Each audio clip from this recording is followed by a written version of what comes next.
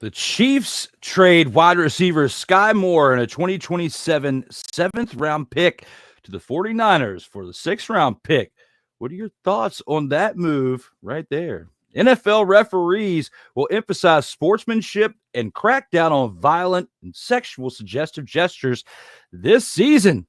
How much do you expect this to impact the game? We got the CFL and a whole lot more to discuss on episode 98 of Total Football Talk.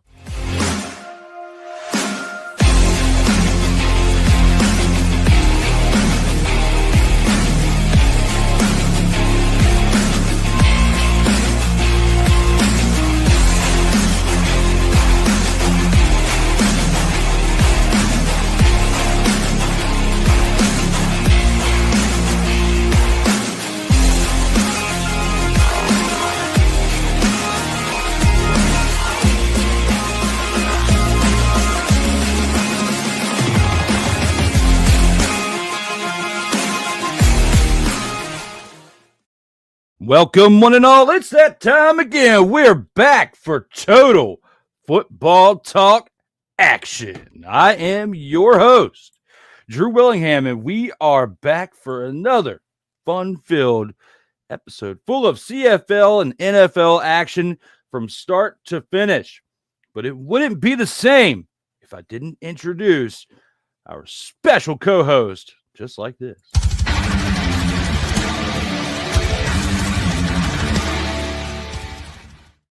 Ladies and gentlemen, please welcome Mr. Ryan McCarthy. Woo! Oh, man. This is how we should get intros into WrestlePalooza here soon, since they just announced that here recently. That, I believe, that is going to be the first PLE on the ESPN app for WWE, as they just announced this week, even though this is not football related, but they just announced this week that I believe it's the upcoming pay-per-view Clash in Paris is the final one that's going to be on Peacock. And then PLEs after that are going to be switching from Peacock over to the ESPN app, but you will still have to watch Peacock in order to see Saturday night's main event because it's not going to be on NBC anymore. It's switching to Peacock. So you still have to pay. They found a way. They found a way, Ryan McCarthy. I was wondering what they were going to do to make us pay for that app. They found a way to make us still pay for Peacock. Before we get started in football talk, how do you feel about that? Delete!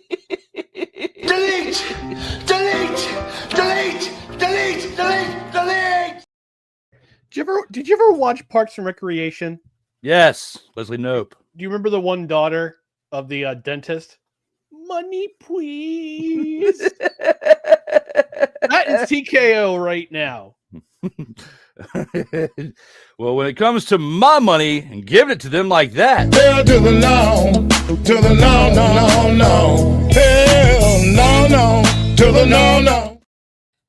Not playing that game. Not taking my money like that. It's either Peacock or ESPN. It's going to be tough because they're both going to be coming on at PLE rates. But with all that being said, we've now talked about a little bit of WWE action before we got started with this. We do have a comment here in the section from your No Credentials Required page, and that is from your friend Desiree saying, hey. Hi, y'all. Time for the sports ball. Yes! Yes. You know what? Desiree is definitely no Mona Lisa Saperstein. She will never... I mean, unless it's her husband, she'll never say, money, please. Well, for free, I'll give you some glowing backgrounds right here. Hey, all right. Look at that. Ready to rock and roll. Since you came in here talking about sports ball, I will give you the awesome background for just a little bit. Now, when it comes to football, we got a lot to talk about. We got to start this thing on out with the opening drive. What we got in store, the CFL action. All right, let's go. We got trips, right? At 42, 989. On two. Ready? Great. Here in the opening drive, we had some interesting contests last week, but I don't think that I'm just going to go ahead and get this out the way. I'll be honest. I don't think either one of them were Game of the Week candidates because they were and we're going to talk about that a little bit right now, especially a team that we've done pretty well to have their ups, but they have been having some downs this year, and that is with the Toronto Argonauts when they were on the road to take on the Edmonton Elks this past Friday night. This game right here was absolutely tough to watch, Ryan. Cody Fajardo, 25 of 31, 273 passing yards, a touchdown, and an interception, along with 7 carries for 16 yards. Justin Rankin, though, was the highlight reel for this Edmonton Elks team, and in my opinion, the reason why they won this game. 13 carries, 92 yards, and a rushing touchdown. Also had 5 receptions for 87 yards on the day. Stephen Dunbar, 7 receptions for 64 yards and a touchdown, along with Curly Gittins Jr. having 5 receptions for 48 yards on the day. Elks total penalties, only 2 for 20 yards. They did a great job in staying out of trouble on this day. And you got to look at their defense, though. A little quiet, but they did enough. They had 1 fumble recovery and 2 sacks. On the other side for the Toronto Argonauts, Nick Arbuckle, probably one of his best performances in a loss this season. 30 of 42 for 382 passing yards and a passing touchdown, along with 7 carries for 11 yards. The Argos total rushing without Arbuckle, and this has been a situation we've been talking about all season long here in the Canadian Football League. 6 carries for 20 yards. That's it. That's all they could do without their running back. He was stuck, tongue out. Said, Mr. Ick has arrived. He said, "Ooh." I said, I'm not even cool with that. Like, I had to add the sound effects there. He said, "Ooh." Like, yeah, I'm making a short out of that later because that sound effect. Like, how you just gonna go out there with 6 carries for 20 yards, go "Ooh," and expect it's gonna be okay? Like, it's not gonna be okay. But and we saw that because the Elks, who have been one of the worst teams in the league for quite some time, beat you, and it's their 2nd consecutive win. Dejon Brissett, 7 receptions, 96 yards, along with Jake Herslow's 3 receptions for 38 yards and the 1 receiving touchdown. Hauled out the totals for the receivers for the day. The defense, they only mustered up an interception by Winton McManus. They were pretty quiet, but their penalties is what really sent them over the edge. They had 8 for 90 yards. Our guy Liram, okay? Liram, he came up there, completed 4 field goals on 4 attempts for 13 total points. Looking back at this game there, Ryan, what are your overall thoughts? Was it as close as the score shows, or was it just the Elks had this from the start? The Elks not only had this from the start, but the Elks pulled away in the 4th quarter.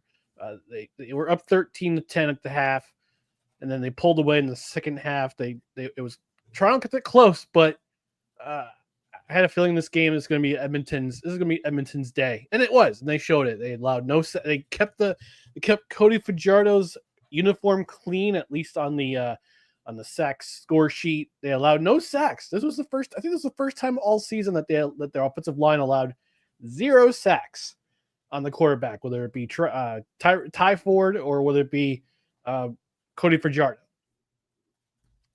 The Toronto Argonauts, my God.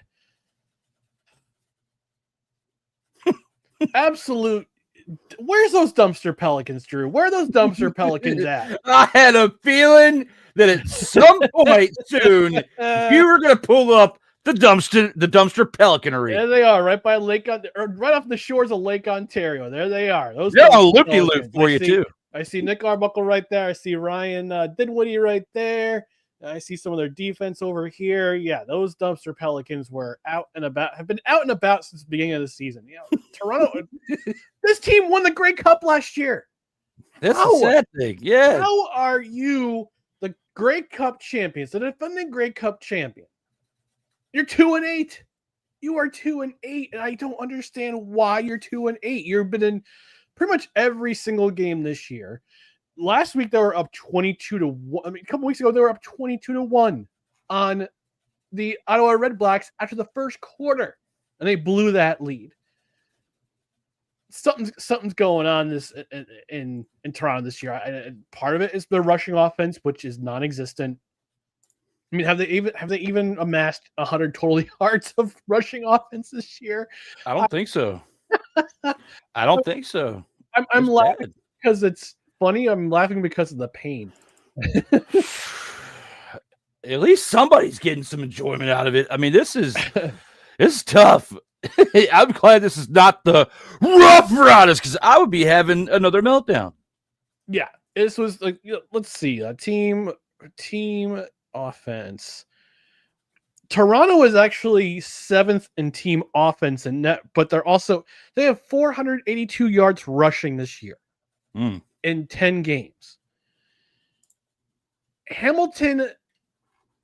The Hamilton Tiger Cats are in 8th place with 770.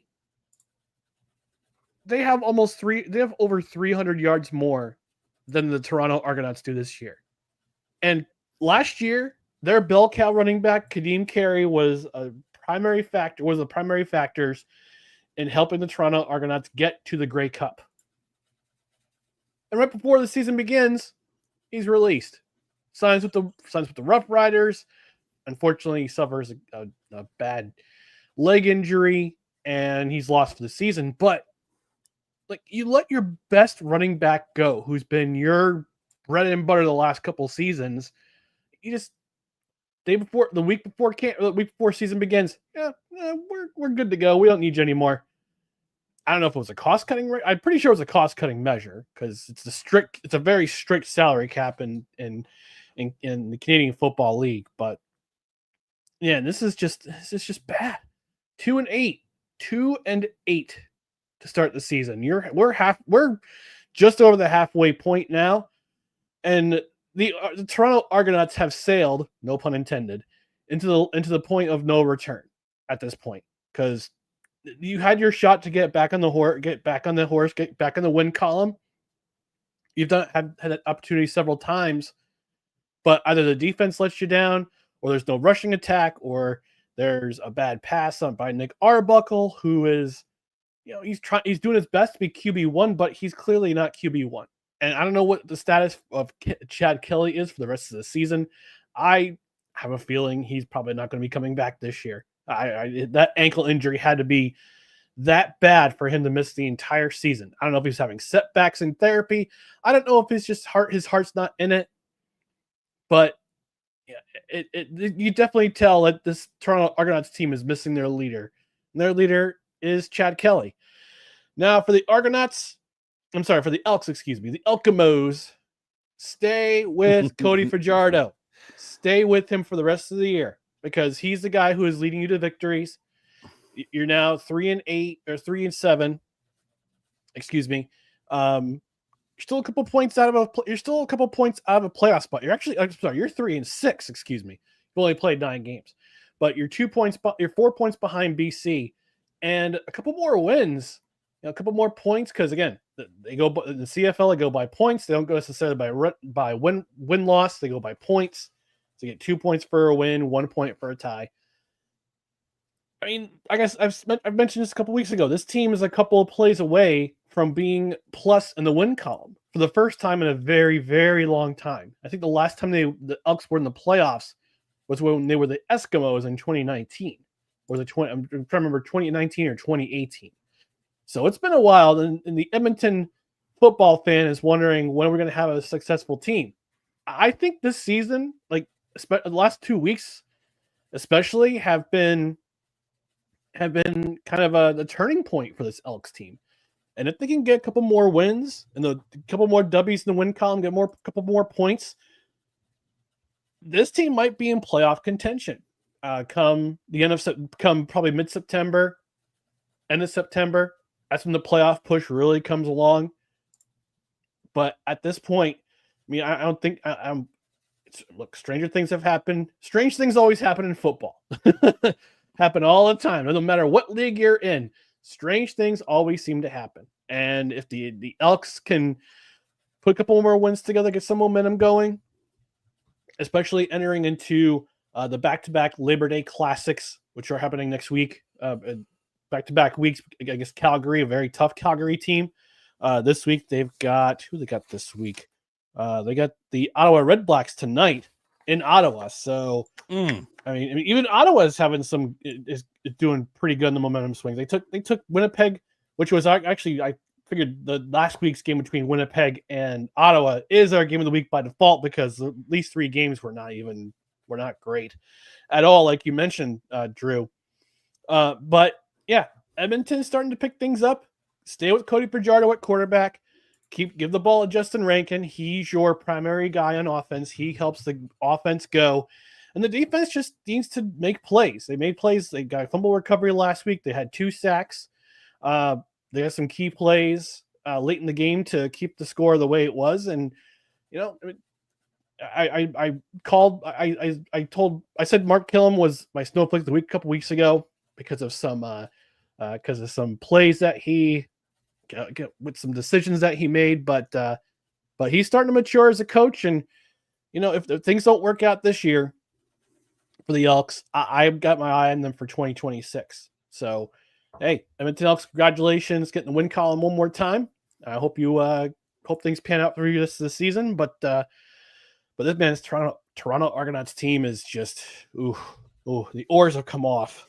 It's wild. You know, 2 weeks ago, the Elks are at 1-6, and it was not looking good. You would have thought that 2 weeks ago, looking at this matchup, that the Argonauts should have this game pretty easily. But things have changed in the last 2 weeks for the Elks as they've been able to turn it around with 2 consecutive wins, now 3-6. Both teams in dead last in their respective divisions. Argonauts 2-8 in the East, and the Elks 3-6 in the West. But when it comes to the amount of points that they have given up, the Argonauts have given up 320 points in comparison to the Elks' 261. The Argonauts' defense has been literally non-existent, and part of that is affected by their offense not giving them enough time to rest because they have no running game, and they're not out there on the field on the average, like, you know, for the same amount of average time as the average team in the league. Like they have the quickest drives, it feels like, when I watch these games. I'm actually looking at the team stats right now through week 11. Toronto 2 and outs 38% of the time. Wow. That's not good. Not good at all. So bad. It's so bad, man. But, you know, sometimes when you have a championship season like they did last year, and when we were talking about them throughout last year, I was one of them, and you can talk for yourself. I don't want to speak for yourself on this, but, you know, I didn't see Toronto winning the CFL, you know, in the Grey Cup last year, talking about how they were playing throughout the season. At this point, in comparison to last year, when looking at this, they weren't 2-8 through 10 games last year. They did not dig themselves into this hole. It is safe to say, even though they play several games in a season in this league, they are not going to repeat as champions this year. And they would literally have to, from this week forward, win every single game moving forward throughout this season to even have a chance, not just to make the playoffs, but to be on that kind of a run in the rhythm to actually do something with that. So they were 6-5 at this point last year. It's a completely different team, though. You know, they don't have the same quarterback playing. You know, they don't.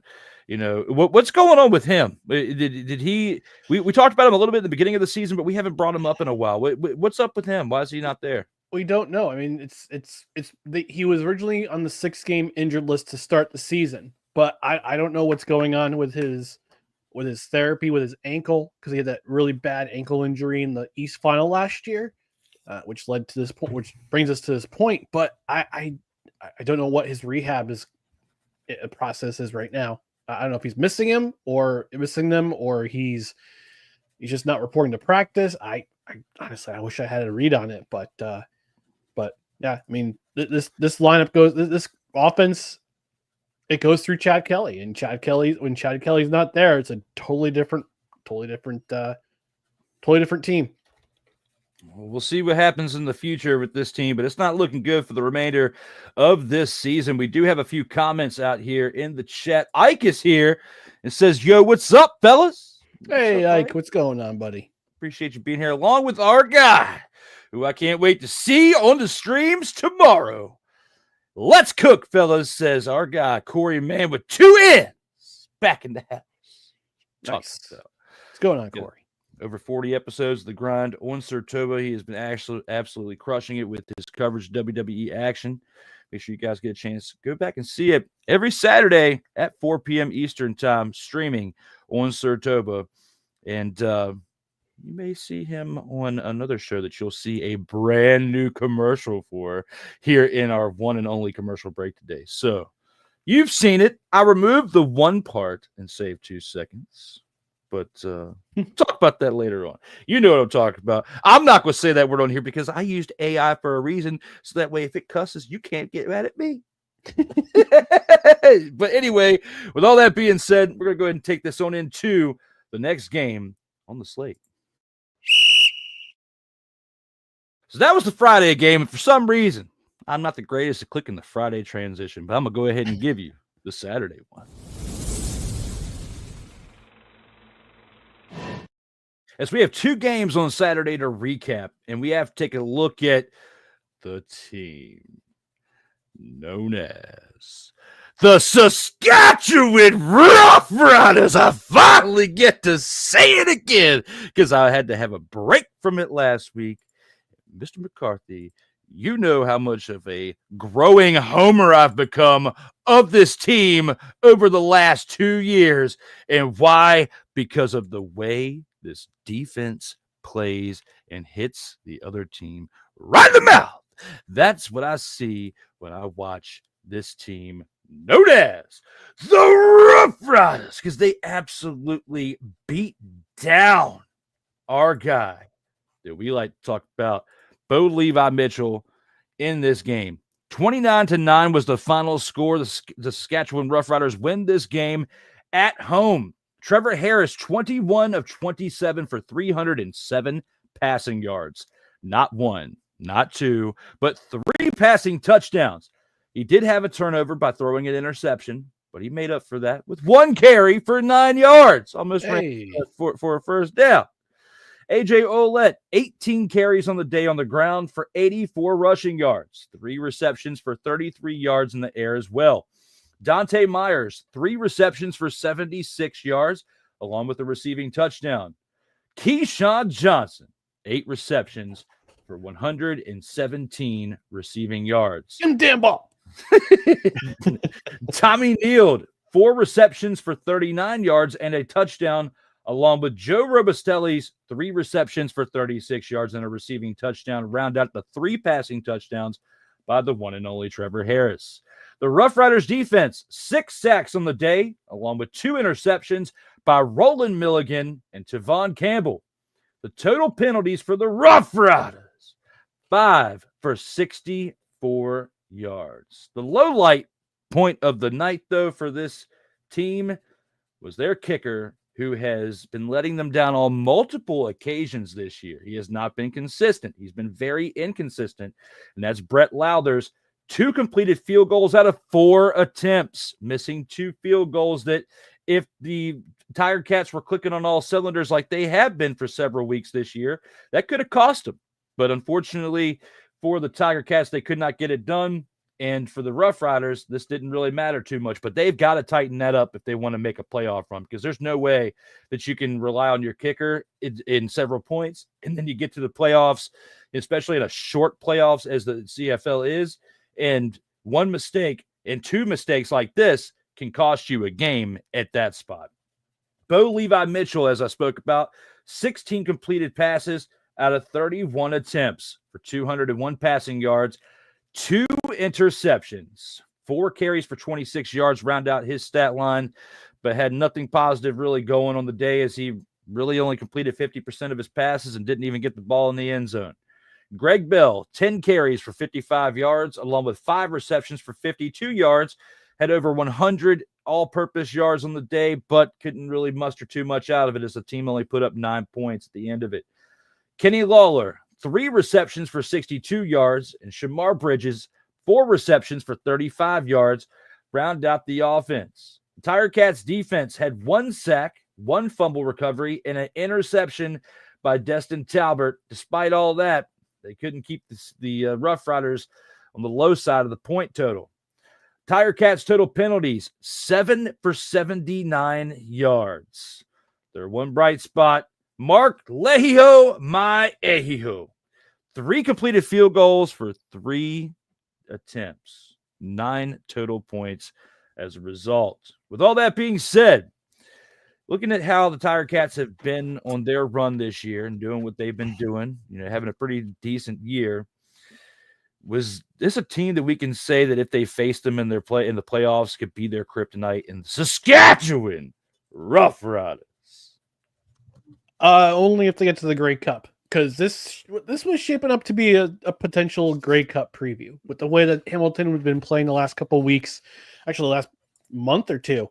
They've been on a pretty good tear, and Saskatchewan has been a very consistent team throughout the season, except for one hiccup against Calgary back in July, based on the postponement of their game at home against the Calgary Stampeders. If that hiccup doesn't happen, this team's 9-0 right now. But this was just the theme of the day for the Roughriders. This was their defense. Their defense did a solid job against one of the best offenses in the Canadian Football League, against arguably the best quarterback of the Canadian Football League. They harassed Bo Levi Mitchell all day long. His completion percentage was just over 50%. 201 yards. I mean, when was the last time you saw Bo Levi Mitchell throw for less than 300 yards in a game? Just barely go over 201 yards, over 200 yards. It's been a very long time. But they held the Tiger Cats offense, didn't do a whole lot of movement in this game, and the Roughriders made him pay. Let's see, total rushing yards 100. Saskatchewan had over 100 yards rushing, but Trevor Harris was the guy who spread the ball around. Only 6 incompletions, was very efficient, 307 yards, was throwing the ball to numerous receivers. If you look at the stats, you only rattled off a handful of receivers that he threw to, but he found 6 different receivers on the day. And that was including AJ Willett, the running back. But the one guy who's starting to establish himself as Trevor Harris's favorite target, give him the damn ball, Keyshawn Johnson. He's having a stellar season. Had a breakout season last year. He's continuing that momentum this year. 117 yards, no touchdowns in this game, but he had 25 yards after catch. And it's very important for a team that's kind of lagging in yards after catch this year. So, but it doesn't really matter because it's a very balanced attack with AJ Willett as your primary running back, Trevor Harris doing what he's done over the last decade or so. He has a Grey Cup ring under his belt, but that was as a backup with the Redblacks back in 2016 under Henry Burris. That was one of Henry Burris. I think it was Henry Burris's last game in the CFL. Henry Burris, shout out to him at Florida, currently coaching at Florida A&M. But Saskatchewan was showing you in this game. I watched the highlights, but I also was listening here and there to the game. Like this team is balanced on offense. On defense, they're going to harass the quarterback, and it's evident in the fact that they currently actually it's great on both sides of the ball. Let's talk about the offensive line. Offensive line allowed 1 sack in this game. They've only allowed 11 sacks all year. And this was a squad that has been banged up over the last couple seasons, but they've found the right mix of people to they found the right mix of men to help keep Trevor Harris upright. On the flip side, Saskatchewan currently leads the CFL with 28 total quarterback sacks, and he had 6 sacks last week against Hamilton. I believe, actually, you still have the stat sheet from last week. Actually, they didn't play last week. Sorry. 2 weeks ago, they had, I think, 6 or 7 sacks against the Edmonton Elks in a game that they only won by 5. But they had a handful of sacks against them. So this team can get after the quarterback.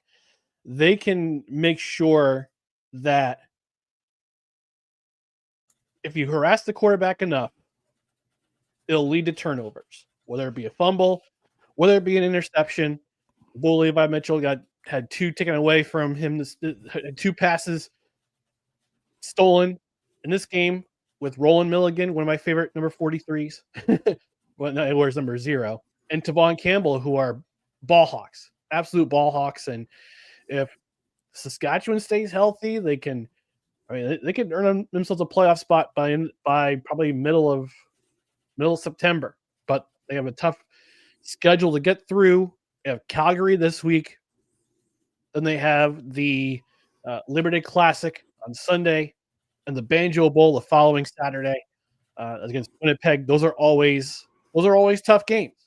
No matter what the records are. Throw the records out the window when it comes to the Labor Day Classic and when it comes to the Banjo Bowl. So that's gonna be a gauntlet for the next 3 weeks. But this is Saskatchewan Roughriders team. They've impressed me. They've impressed me this year, and they're healthy. They're good. They're balanced offense. You have to the quarterback on defense, and that's why they're 8-1. They're currently 8-1. By the way, Drew, fun fact: the last time they started their season 8-1 was in 2013. You know when the last time they won the Grey Cup? 2013. Yep, they did. You're absolutely right. And I think what's most impressive about what the Roughriders did this weekend, the Roughriders! I think what's most important about what they did is they did this against the highest scoring team in the CFL. They did it against the highest scoring team in the East Division, of course, but in the entire CFL. The Tiger Cats are the only team that have put up 300 total points. They're literally right dead smack at 300 even. No other team at this point in the season has scored 300 points.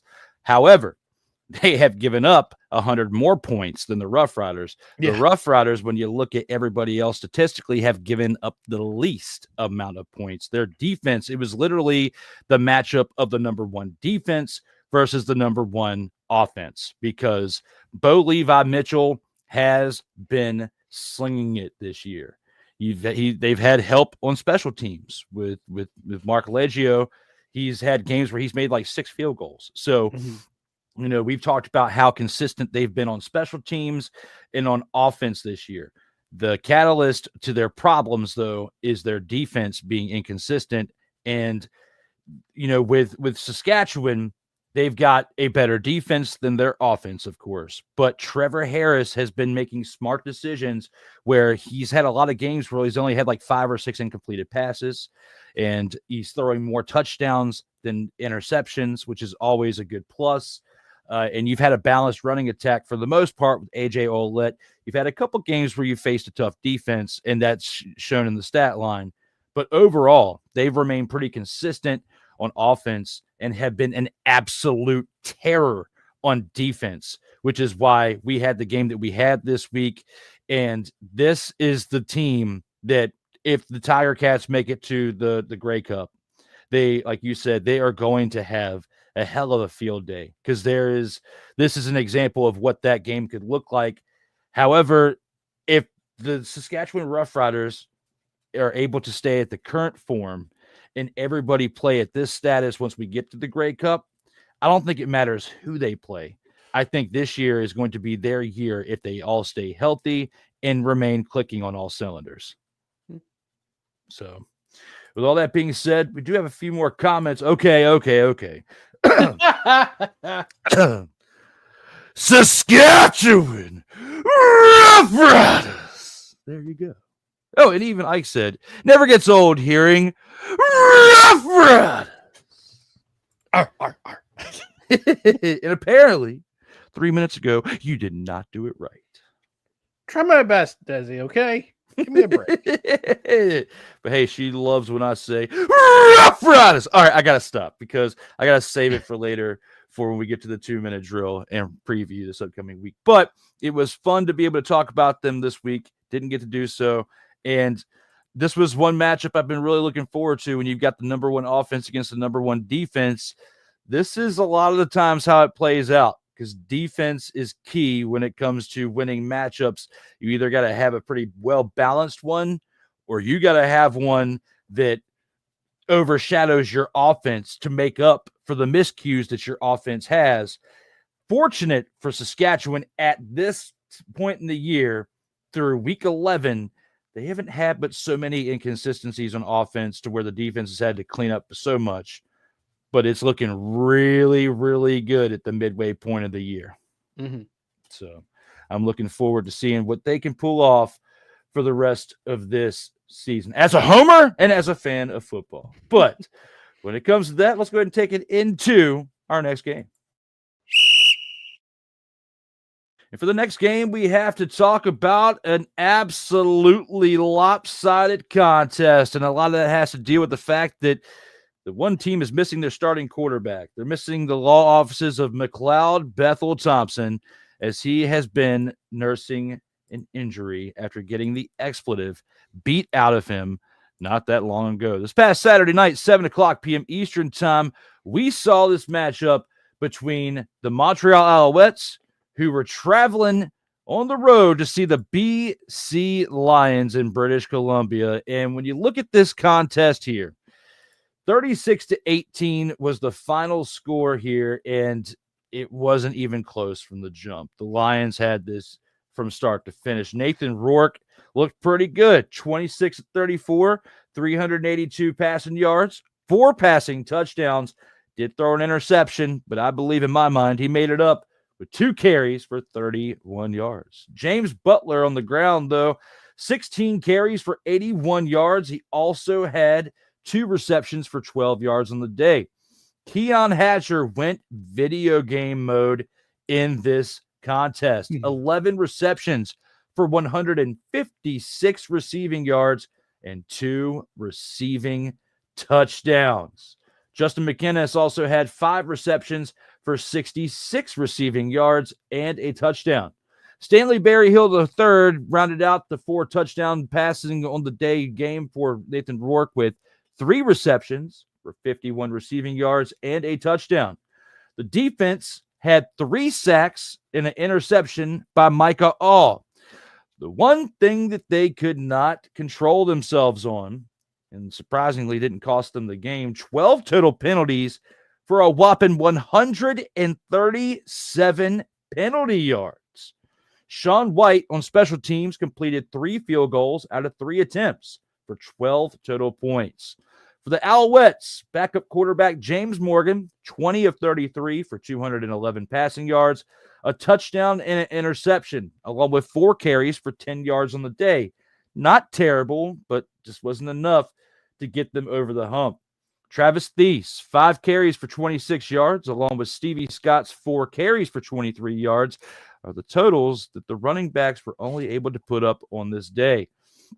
Charleston Rambo, 5 receptions for 46 yards, not Speaker, along with Kyle Speaker's 5 receptions for 111 receiving yards and a touchdown, round out the totals for the receiving corps.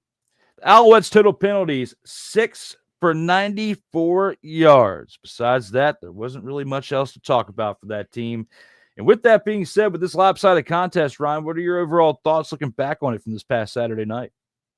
To quote Mr. Ick, I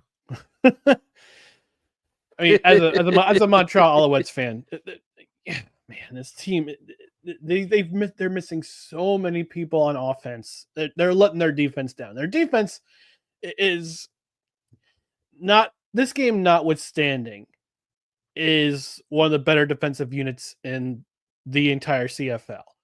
This game, though, they couldn't stay. The offense couldn't stay on the field, and it was actually Caleb Evans who started this game for the Alouettes because McLeod Bethel Thompson went in the 6-game injured list.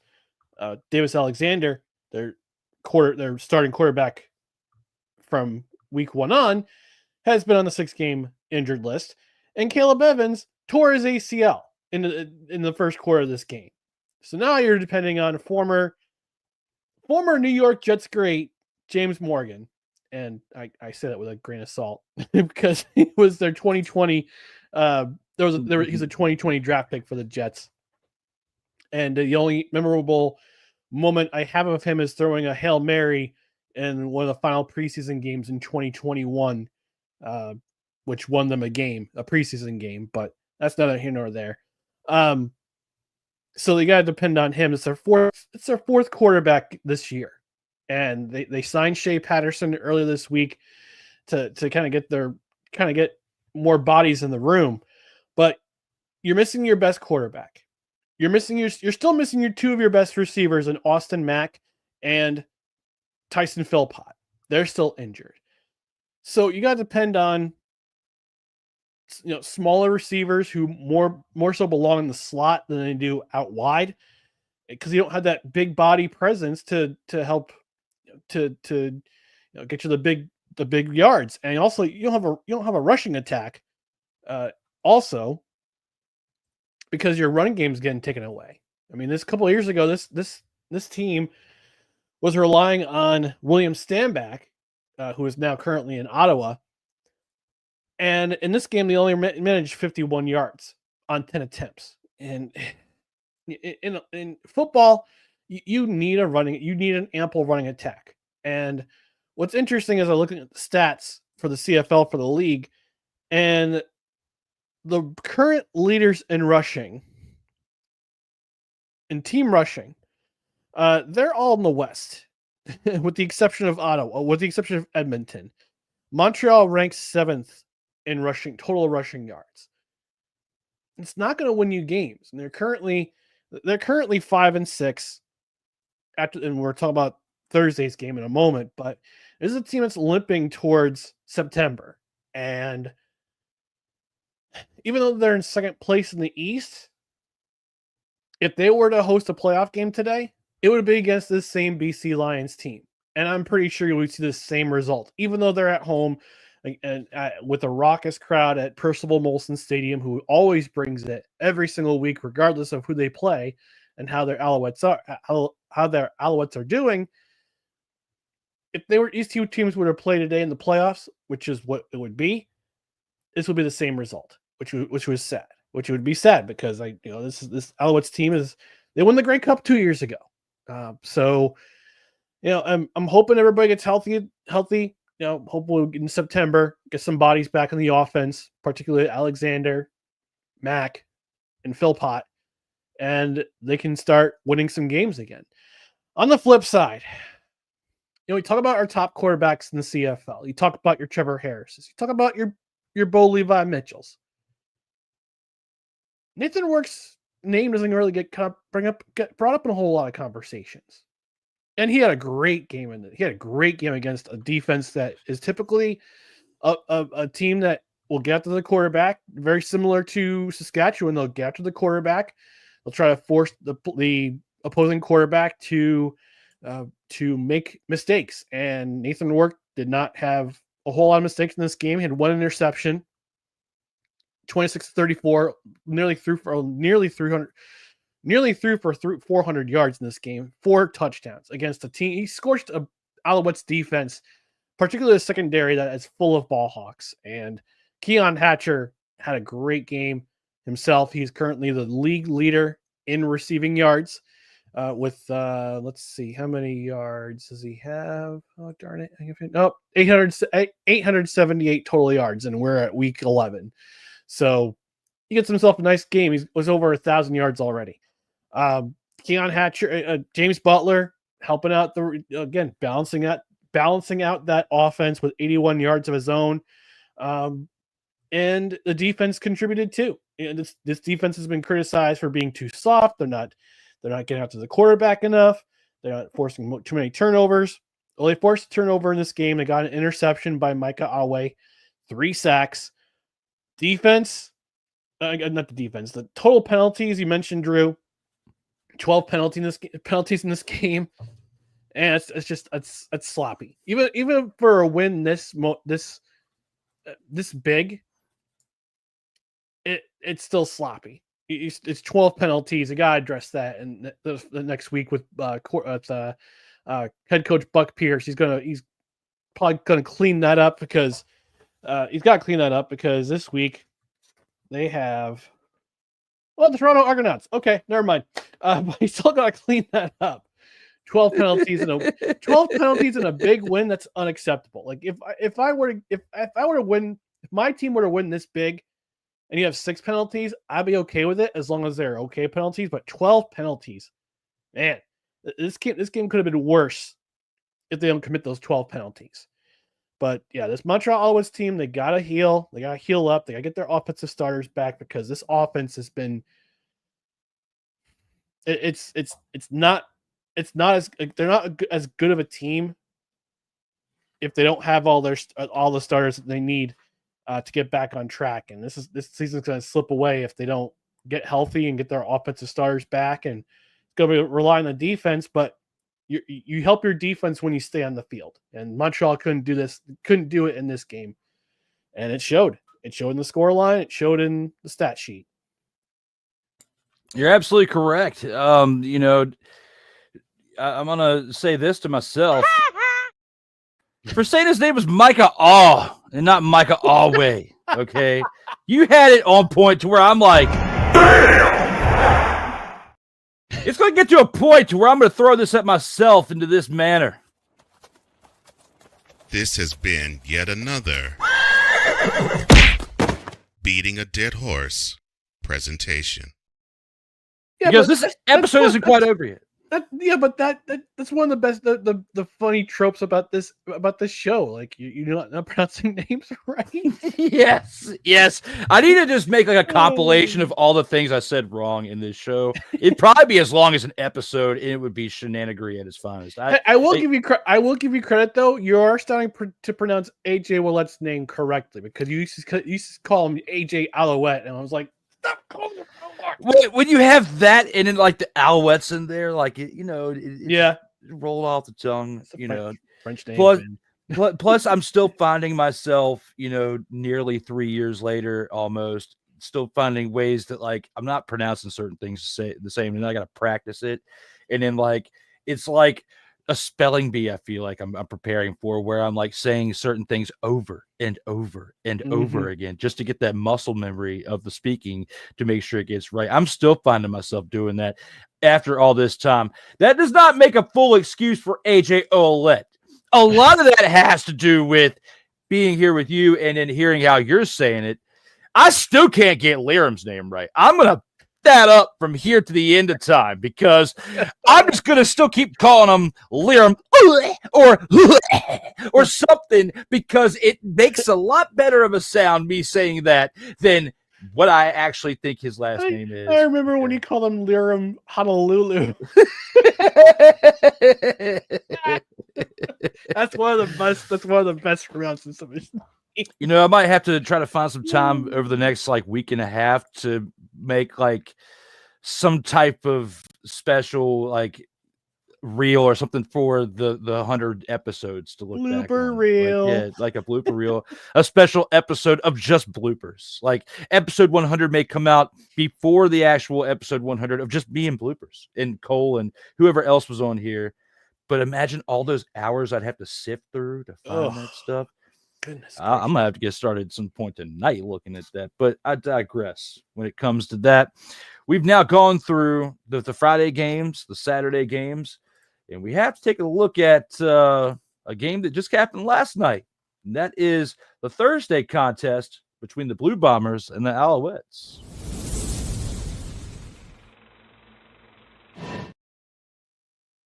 And in this contest, Brady Oliveira, shown there now for the second consecutive week in their highlight thumbnail, absolutely was a beast yet again. And I can't give this guy enough credit. I really can't, because he literally is the workhorse for this team. I mean, you've said it several times, for a couple seasons.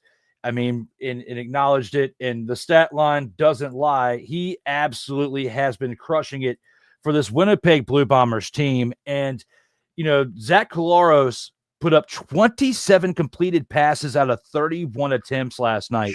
That's pretty close to video game. We talked about video game stats earlier, with the receiver, Keon Hatcher for the Lions. We now got to talk about the fact that we had a quarterback nearly throw 100% in a game. That was Cody Fajardo a few weeks ago. Yes, and that's really tough, to do that and have 263 passing yards, a touchdown, no turnovers, through all those passing attempts.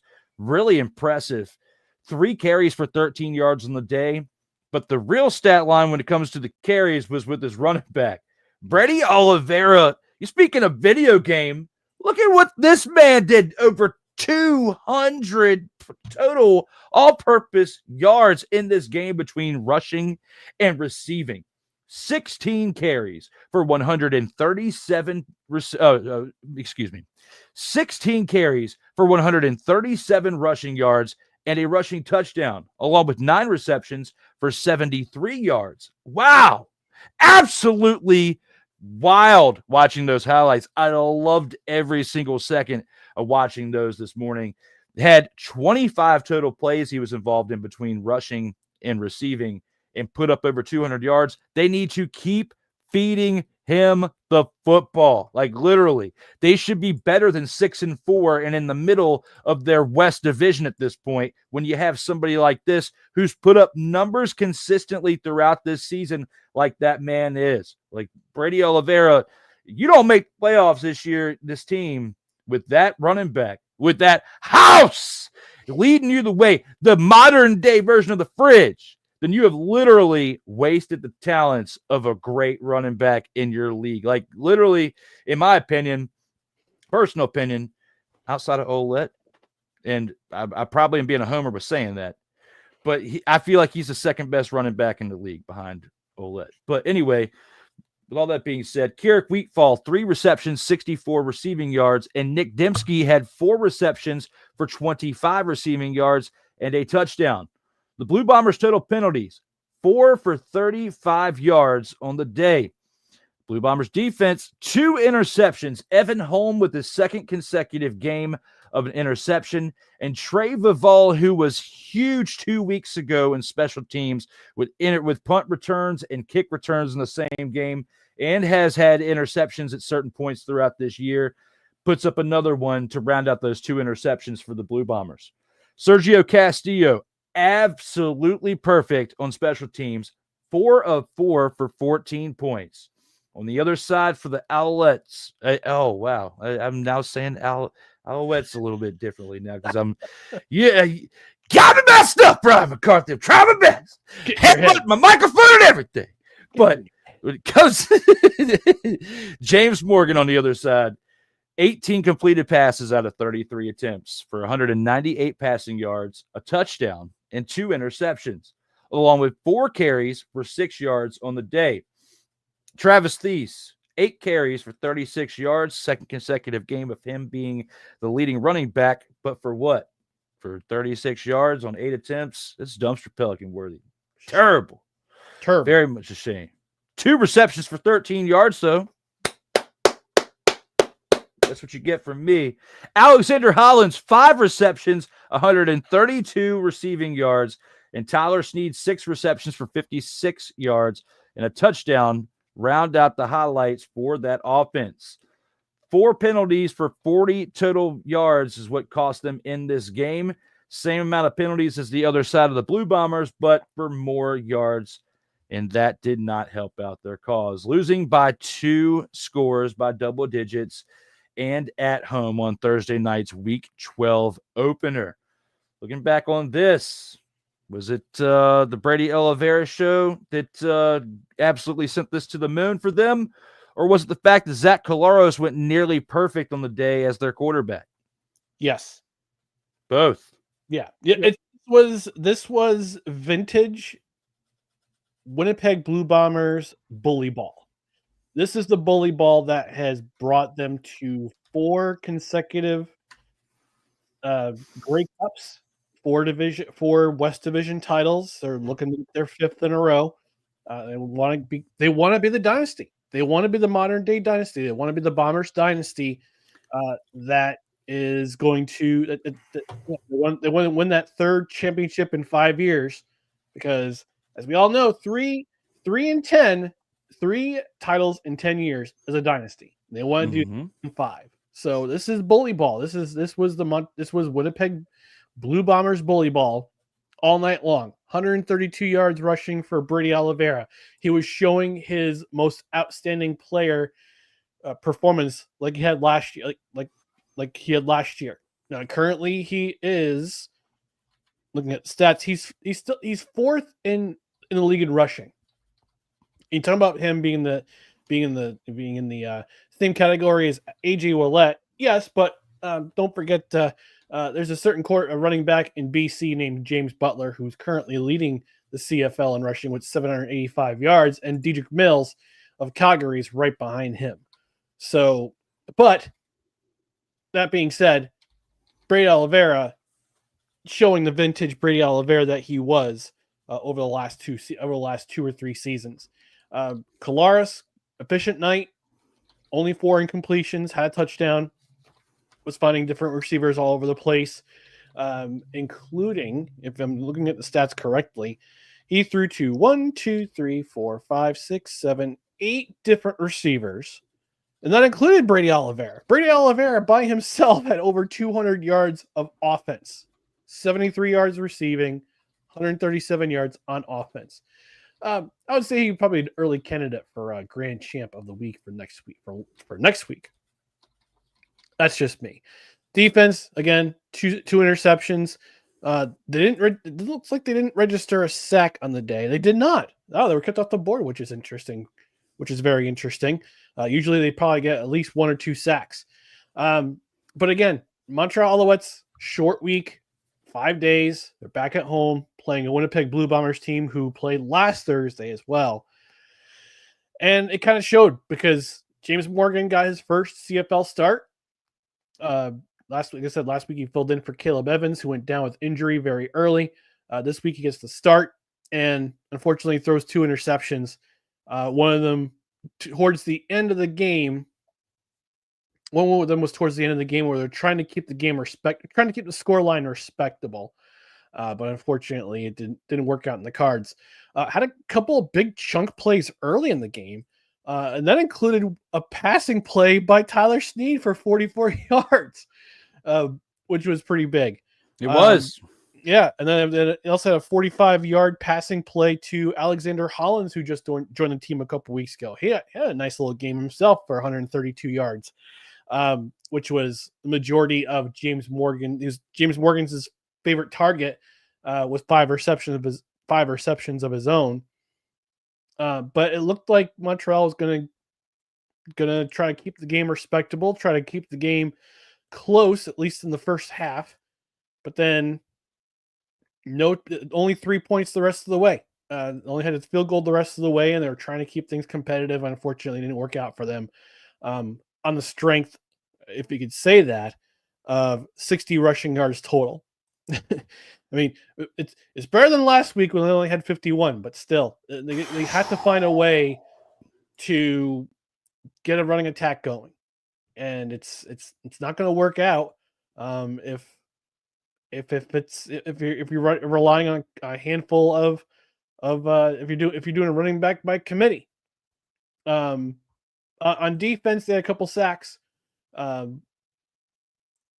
but this was just a rough night if you're a Montreal Alouettes fan, especially if you're watching 35 over almost 36 minutes of possession for the Winnipeg Blue Bombers. The Blue Bombers had the ball for almost 36 minutes in this game. So Montreal's got, like I said, they need to get healthy at the right positions, quarterback, wide receiver especially, because it's not going to be James Morgan, or I don't think Shea Patterson will be leading them on for the rest of the year. They need to get healthy at quarterback. They need to get healthy at wide receiver because they got to stay in the field. They got to help their defense and stay on the field. And they couldn't do it in this game. They absolutely could not. The struggle definitely was real to remain awesome for them in this game. But the Winnipeg Blue Bombers, they kept strong and made it happen out here in these streams on the TV for all of us to see, especially in the, on TV and also on YouTube. But for this 26-13 for the Blue Bombers, they are cooking at this point in the season, getting things to 2 consecutive wins after being 500 2 weeks ago. They are now 6-4 in the middle of the West Division, in a very tough division when you have a team like the Roughriders doing what they're doing, followed by the Stampeders, who've had a resurgence behind Vernon Adams Jr. when he's been able to be on the field. 6-3 so far this year for them, and in second place behind the Roughriders. So the Blue Bombers got to continue to remain consistent. They got to feed Oliveira the ball in order to have a chance to be in the top 4 that make the playoffs, to have a run at the Grey Cup. So with this being said, Ryan, we've had a pretty interesting opening drive recapping these 4 games right here. But we have to take our one and only commercial break. You guys are going to see one ridiculous commercial in there. All right. Yeah. But it's going to be awesome. It'll entertain you and it'll get you excited for what's to come this Sunday night. But with all that being said, we'll see you here on the other side of this few-minute long commercial break after these messages. All right, let's go. We got trips, right? At 42, 989 on 2. Ready? Break.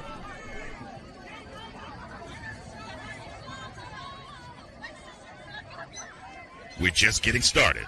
Total Football Talk will return right after this. Join Ryan McCarthy I became a Jets fan because Kermit the Frog was my favorite Muppet because he was green, and the Jets wore green. That's how I became a Jets fan.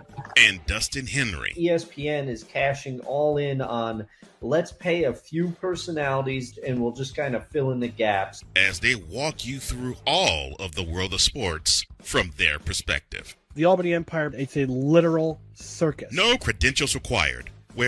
Ryan, say the tag. Where you don't need a press pass to talk sports. Live every Tuesday at 8 p.m. Eastern, 7 p.m. Central on YouTube and where you can find podcasts.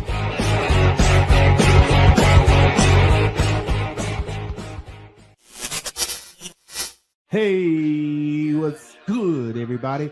This is your boy Corey, host of The Grind, where we talk about all things WWE. You can catch The Grind every single Saturday, 4 p.m. Eastern. 4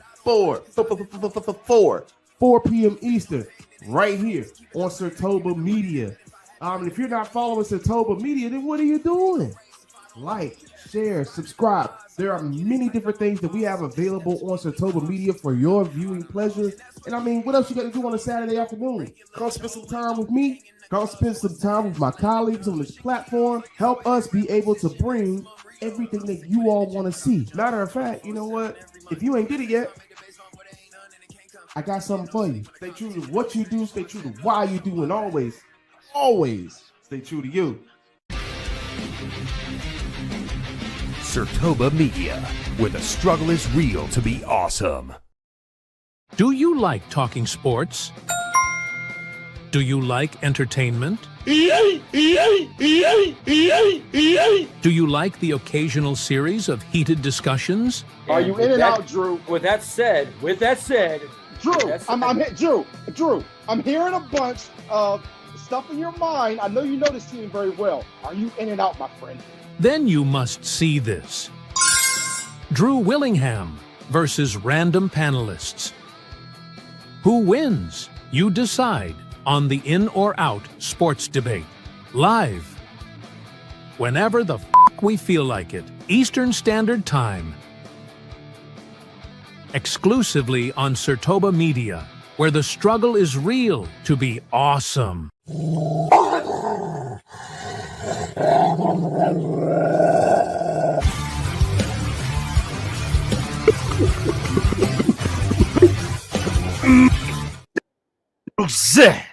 It's time for the grand mother, father, and champ of the week.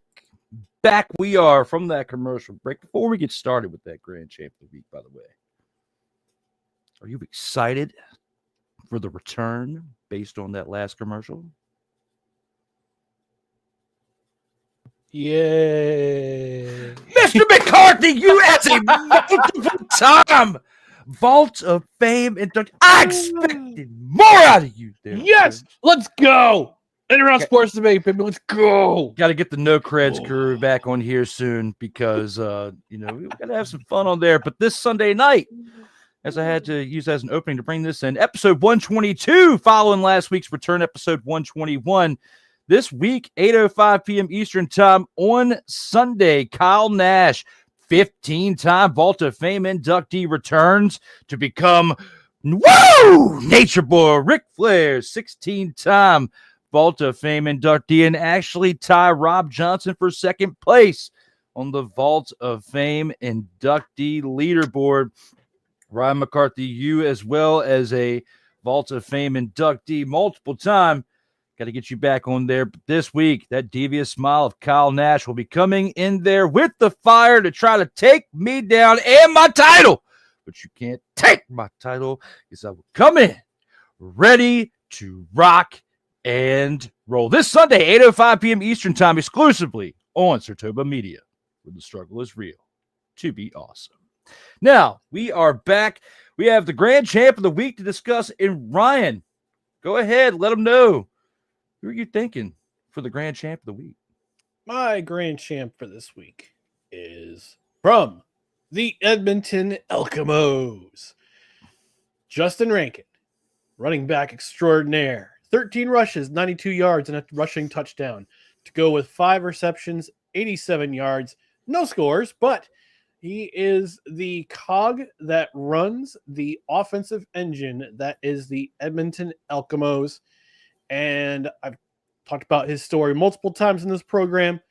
He's a player I've grown to watch over the last couple of seasons with the Elks, following his career, all the way from Indoor Football League all the way up to the Edmonton Elks of the CFL. And I've got to hope that he gets some NFL team looks at him for 2026. But in the meantime, he's ripping it up in Edmonton right now for the Elks as their offensive star, multi-purpose back, not only running the ball, but also catching out of the backfield, doing all the things correctly for the Edmonton Elks, and he's my grand champ of the week.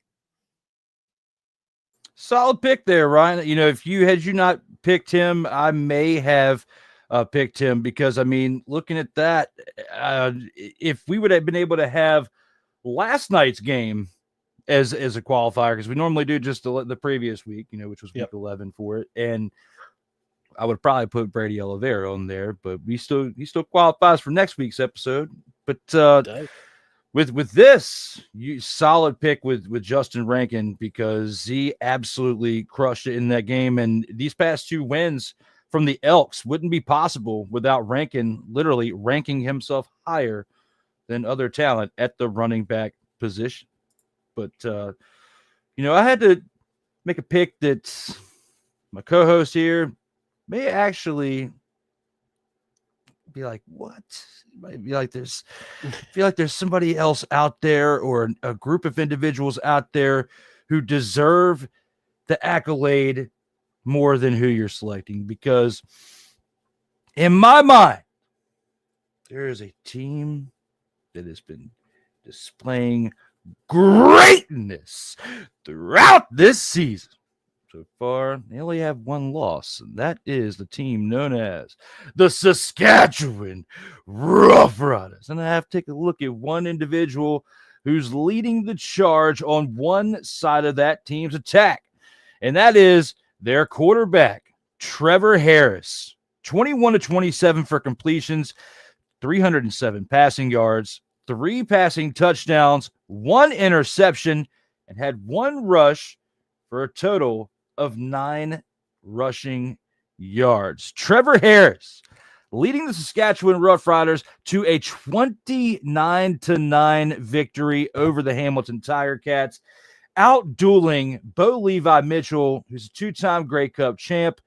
Although it's a different team, you still had a team that was the number 1 offense to this point that you were facing, and you have been riding the coattails of a really, really, really good defense this season. And not necessarily expected for you to go out there and ball and throw with the type of completion rate that you were having. Yes, you had a turnover. Okay. I did highlight that in this. However, I don't feel like it should outshadow what you accomplished so far, not only in this game, but for several games throughout this season, because there have been times where I picked Bo Levi Mitchell multiple times and in consecutive weeks for a little bit, just because of the way he was leading this Tiger Cats team, that when I look back on 2024 and what they did and how they let, that fan base down to what they've accomplished in 2025, I felt like for his veteran leadership of that team and what his stat line was, and considering how the week later he had a better stat line than the week prior with Bo Levi Mitchell, is why I gave it to him multiple weeks. This week, I was on the fence. You had Nathan Rourke and you had Trevor Harris, and you know me, I'm a fan of the quarterback position. Okay, I love the running back and other positions on the offense, but when I look at Grand Champ of the week, I look at what's putting points on the board. The entertainment factor in that, from my personal opinion. And with that being said, it was the two of them that were back and forth. You could have made an argument for Keon Hatcher of the BC Lions for what he did with his 2-touchdown performance. You could make an argument for Ouellette as well on the Saskatchewan Roughriders, because he set the tone. But at the end of the day, looking back at week 11, outside of your pick, because your pick was great, if it wasn't for Rankin doing what he did on the offense for the Elks, they wouldn't have won that game, because Fajardo, he was doing good, but it wasn't to the status of what Rankin was making the impact on that game. Yes, he had the same amount of incompletions as Trevor Harris, but he didn't get the ball in the end zone as much as Trevor Harris did for his team. So as an individual, and you leaned more on Justin Rankin to get that win, which is why I have to make that argument. And you apparently, looking at the Elks team, you realize that as well, which is why you made him your overall pick as your Grand Champ of the week out of everybody in the league, because he meant that much to that team. I feel the same way about Trevor Harris here. And, the defense put the pressure on the Tiger Cats in this game, but you still have to rely on the quarterback to drive. And although he made an interception in this game, there wasn't like turnover on downs issues. Like when you look over at Bo Levi Mitchell, had multiple turnover on downs in that game against this team known as the Roughriders. He drove this bus and drove it straight to victory. And you look at other teams who did the same thing.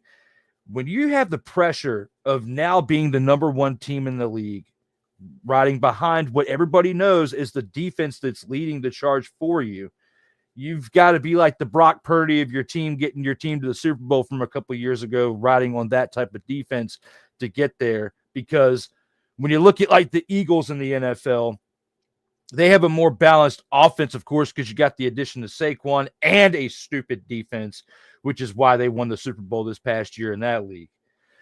But this team doesn't have that type of same luxury when it comes to the comparison of the two, nor is in the type of league that the Philadelphia Eagles are in.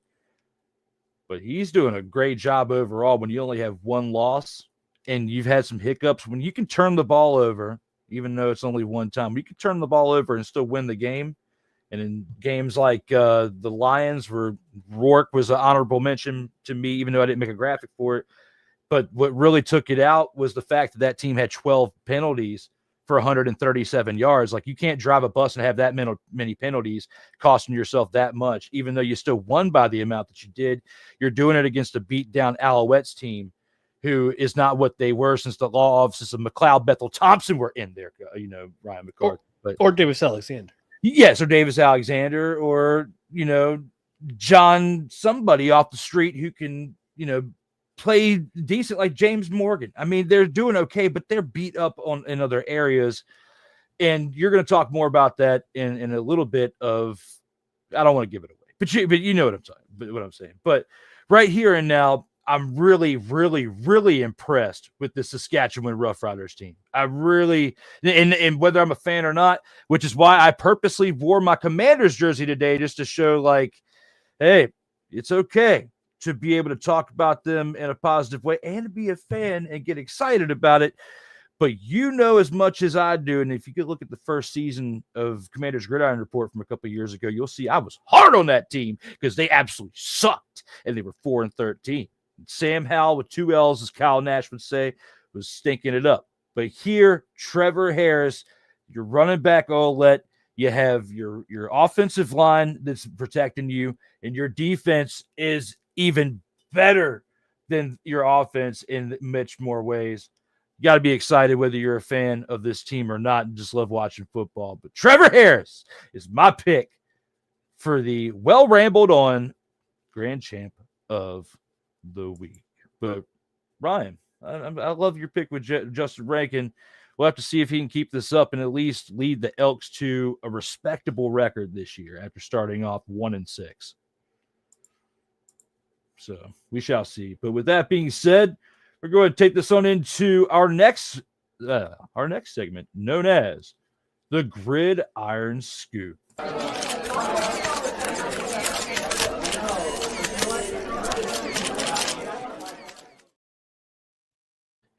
You have the click action right there with the cameras. Got it ready to rock and roll because with the Gridiron Scoop, we have talked about the fact that the Chiefs traded wide receiver Sky Moore and a 2027 7th round pick to the San Francisco 49ers for a 2027 6th round pick. When you look at that trade, how much of an impact do you believe this will make for both teams involved? In the immediate, it's going to be better for the 49ers because they have a long list of receivers who are either dealing with injury or dealing with suspension. Brendan Ayuk, these are still recovering from that ACL injury from last year. Jawan Jennings, calf issues. Jordan Watkins, high ankle sprain, he'll miss week 1. Russell Gage, he injured his knee. Jacob Cowing, hamstring issue. Malik Turner, undisclosed injury. Demarcus Robinson, 3-game suspension because he pled no contest to a DUI charge. You also don't have Deebo Samuel. He's now a member of the Washington Commanders. So their depth, the 49ers and the immediate it's hurting right now. It's hurting. And if you could sweeten the deal with a 7th round pick to go to the 49ers for a 6th round pick next year. It's gonna help the 49ers next year. I'm sorry, 2027. So I didn't realize it was 2027. But this helps the 49ers in the immediate because their wide receiver depth is absolutely depleted right now. And I understand that they also acquired a running back this afternoon. They also acquired Brian Robinson from the Commanders, from your Commanders for team. a 6th round pick, I believe. 6th round pick they gave him for that. Let me double check because I put it in my Discord for 2026 6th round pick. So yeah, I couldn't remember which year. I just knew it was a 6th round. Yeah, it was 2026. So, but which tells me one of two things: either the Commanders are freeing up cap space so they love Bill. They love their new running back, the rookie that's come in. He's known as Bill. It's Ja'Cory. I gotta go back and look his name real quick, but he wants to go by Bill. Like he loves being called. That was a big thing in this past preseason game where Jaden Daniels and him looked pretty good, but Brian Robinson Jr. it was in a contract year. This was last year. And, he was going to be wanting some money because he did a decent job, for the team. He's the one that accidentally got shot. But Ja'Cory Krosky-Merritt is the one that they are the one that they are a fan of. And he had 11 carries for 46 yards and a touchdown in that last preseason game. He's a new addition to this team that, coming out of college, 24 years old, out of New Mexico. It's going to do in the Arizona Wildcats. It's going to do great things for this franchise in their eyes. I was getting back to my point. Sorry. Well, I was saying that it's either a roster move because they're going to re-sign Terry McLaurin because he wants money, or CMC is not back to 100%, with his Achilles injury from last year. It has they need more depth. That's just my thought. That was just my thought. No, you're there with the 49ers thought, like, no matter if it was Brian Robinson Jr. or some other free agent or another trade, they were looking for depth to help out with CMC. Yeah. But the Commanders, they have been discussing this for about a month about moving on from Brian Robinson Jr. because in camp, they really like what Bill has been doing. And he literally, I promise you, I'm going to be saying Bill a lot on Total Football Talk. That is what he wanted to be called. And they said it a lot during that last preseason game. So because he wants to be called Bill, Bill Merritt, Bill Krosky Merritt, I guess we're going to say. That's his name. He's out there going to do great things for the Commanders. Congratulations to Brian Robinson Jr. on the new opportunity. And hopefully we see them in the playoffs at some point. So both teams can get some action against each other with the move, and we'll see if it pans out. We'll see what that 6th-round pick does for the team too. But you're feeling like it was a decent move for the 49ers to help back up Christian McCaffrey. Yeah, and I also think again the Sky Moore trade was just they need fresh bodies at wide receiver right now.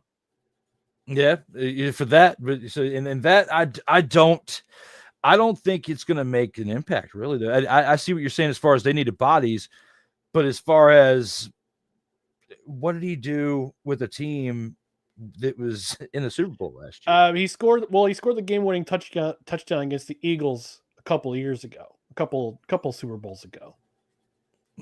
So he contributed in that way, but no, with Rashee Rice and with Xavier Worthy. If that's what I was about to say. If he was so good, they wouldn't have drafted Xavier Worthy, even though he was just available and he was there.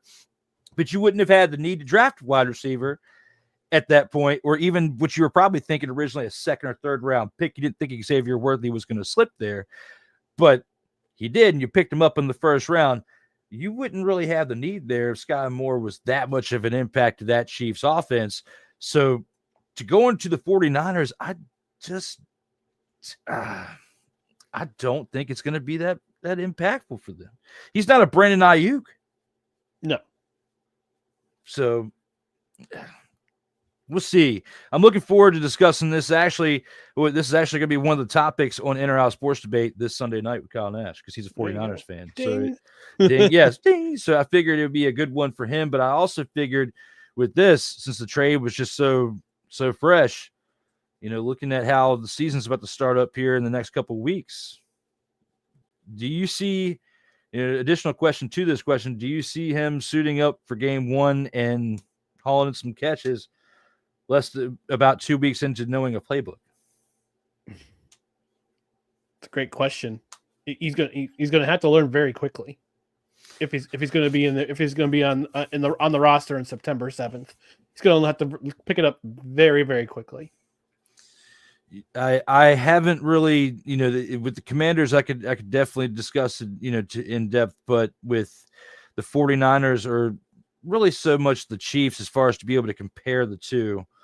I'm not sure if maybe the 49ers feel like with the offenses that they two run that he'll be able to adapt pretty well with their play calling style and what they offer to their offense in comparison to if he was randomly traded somewhere, because even though he doesn't have much clout into the league, yes, he has played in a couple of Super Bowls, but he's not enough of a veteran where he can kind of command where he gets traded to. It's probably not written that way in his contract. Well, also don't forget they picked up Hollywood Brown and they picked up Jalen Royals in the 4th round of the draft this year. So they probably figured one of them can make a difference in the roster, and that enabled them to make that trade because the 53-man roster spots due in a week for September for week 1. So they needed to make a move, and they needed to find some leeway to fit everyone they wanted in their personnel on the roster, and this was a way to do it and get some draft capital back. I get that part, but I'm just saying as far as an impact for the 49ers, that's where he is now. I don't think he's going to be that impactful for that offense. Like if you have Stars and CMC and your other receivers and Ayuk and they have been dealing with injury and getting the itis, not being able to play consistently. The itis. If you can't play, that's a problem. Like that to me, that's and you're going to go trade for somebody that you're giving up him and a 7th round pick. So you're getting that in the 49ers. You just basically gave up just a 6th round pick. You're not losing much in the process. So looking at the value of it, it's like you had to give up a pick and receive a pick, but you only downgraded 1 round. There's not much value there coming from that. Well, it's a little upside if he works out, though, with what you gave up, though. What did I say about an hour or so ago at the top of the show when it came to football? Football can be weird sometimes. Football can be a strange animal sometimes. You never know what's going to happen week to week. Very true. Very true. I mean, you really don't. I mean, football is wild. It's just we'll see what the 49ers do, but they have not been the same since they made it to the Super Bowl with Brock Purdy in that first year. They have consistently kind of fell off in each game that we have watched, and it could be a different year, but we'll see here in about a month to 6 weeks. We can start looking at things at that point after about 4 games in and say it's going to be either an interesting year and a fun year to watch, or it's going to be a roller coaster of shenanigery along the way. One of the two is happening for the 49ers. Dante Hill is in the house. It says it's tough. The 49ers built a monster roster not to win a Super Bowl, and now an old aging roster. Hope Philly don't make the same mistake. Dante Hill, big fan of the Philadelphia Eagles. He and I have a mutual thing in common, and we hate the Dallas Cowboys. Absolutely hate the Dallas Cowboys. I know everybody, if you're not a Cowboys fan, everybody hates you, but, for the most part, not you as a person, but just your team. And Giroux. But, me and Dante have even a deeper hate for the Cowboys just because we have to see them twice a year. When it comes to the Philadelphia Eagles, especially with myself, my man Dante, we have mutual respect amongst our franchises for the long run. I'm happy that the Eagles finally had won a Super Bowl, when they got the first one with Nick Foles nearly 10 years ago, and then the one that they got last year. Of course, I didn't want to take that beating in the championship series. I'd much rather them had won the year before and given us the opportunity to win a Super Bowl last year, but I digress. You had Saquon, video game. It is what it is. But we have an interesting year ahead of us this year, 2 games to see what happens, and I'll be looking forward to see how it goes. And with Philly this year, it's going to definitely be an interesting season for all teams in the NFC East, let alone many other teams throughout the NFL. Mr. McCarthy's team, other teams, a lot of teams out here are going to be making some noise in 2025. With that being said, let's go ahead and take it on into the next topic here within the Gridiron Scoop.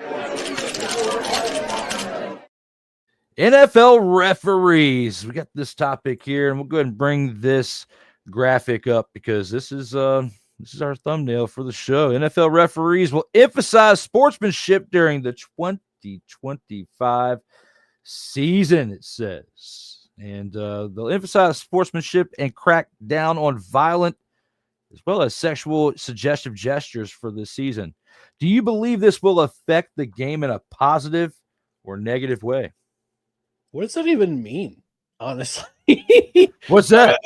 the cracking down on violent and sexually suggestive gestures, because haven't they already been doing that the last decade or so? That is very true. I mean, they've been saying it though. This is part of their recent statement, and that's a very good question that you ask in response, because it's not like they're going down there and grabbing their crotch or rubbing one out or something like that in the end zone. Like, just to be honest, like they're really not like. I mean, I'm just saying, like, not like literally rubbing one out, but you know what I'm saying with the hand gesture. I get you. Yeah. But I know they've once upon a time they eliminated the throat cutting gesture. Yes, because too many people were doing that. Even though it was the Undertaker who was doing it first. Shooting the 6 guns. You can't do that anymore. We've already had crackdowns on this, and I understand we want to emphasize sportsmanship. I know you want to bring a gentlemanly manner to the NFL, but we've already been trying to do that. So can the referees cite specific examples of some violent and suggestive gestures from last season that we're talking about? Like, can you bring those up? I mean, can we talk about those? Like, what do you mean by violent and suggestive gestures? Like, is it trying to teabag somebody when you make a reception? Is it Halo? Like in Halo? I mean, like, what are we talking about? Like, are we talking about celebrations in the end zone where somebody throws a hand grenade, somebody throws a football in the air, and it's supposed to signify a hand grenade, and when it lands, all your teammates fall over? I'm like, is it stuff like that? I mean, give me some examples that you're citing that is going to lead to this so-called crackdown, even though we've already had this for going back 20 years. Bro, silly. It's silly. It really is. And I think with, like, you just made the argument for how much more can you really crack down. I think this is basically acknowledgement that we're going to see even more flags than what we've seen in previous seasons. It's like an excuse. I think that basically what we're hearing is this is how we're going to rig Aaron Rodgers winning the AFC championship this year and making it to the Super Bowl and getting the Steelers. You couldn't have done it last year. Oh yeah, with the Jets, of course. Yeah, but I mean, they were sitting because it's the Jets in the management in the front office. The Commanders are a prime example of once you have the right management, in the office, you'd be amazed at what you can accomplish. Like you can do.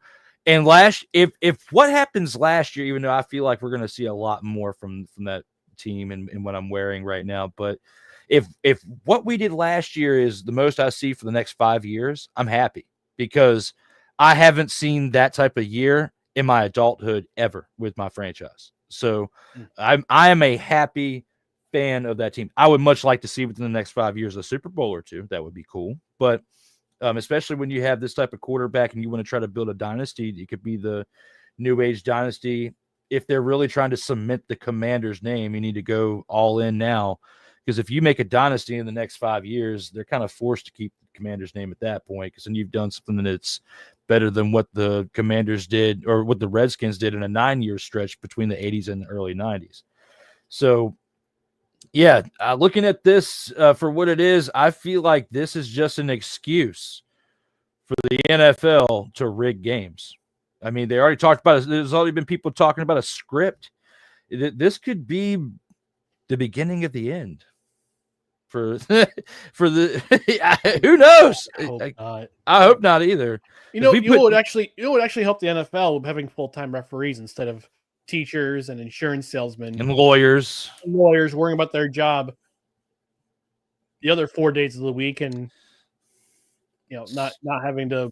I mean, they get paid enough already as it is, right? I mean, come on. Yeah, if there's any type of scandal that happened, with the games and how it went down, if we found out all that speculation of people saying things in the past of it being rigged is true, I would be upset, because we've invested so much time into this league. We not just here, but in our whole lifetime watching it.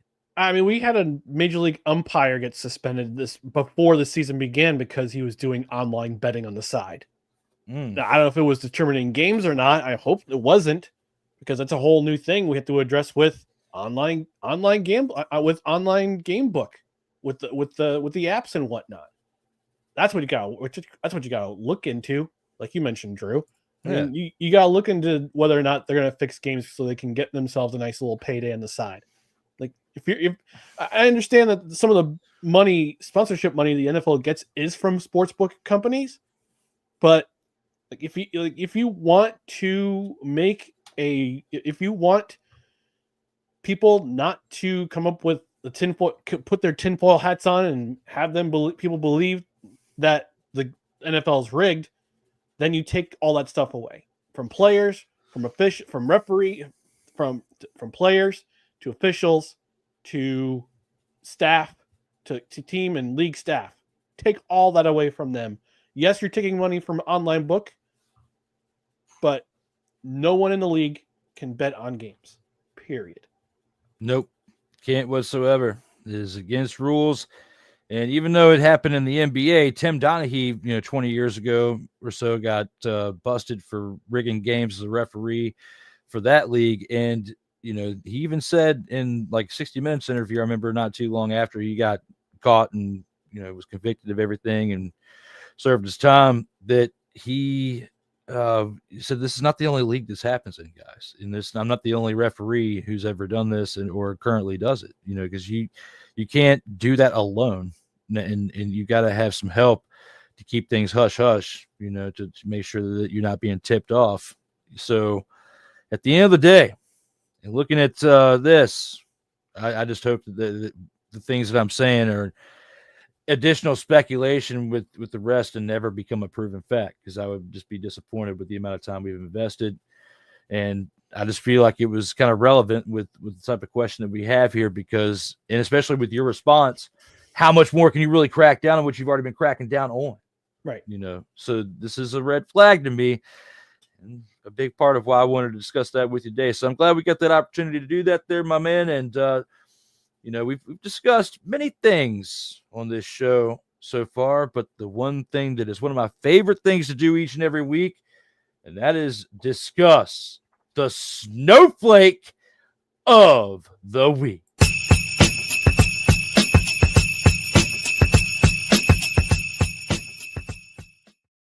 Here with the snowflake of the week, Ryan, I'm going to let you go ahead and start it on out. Let us know what you're thinking for your choice for this week's pick.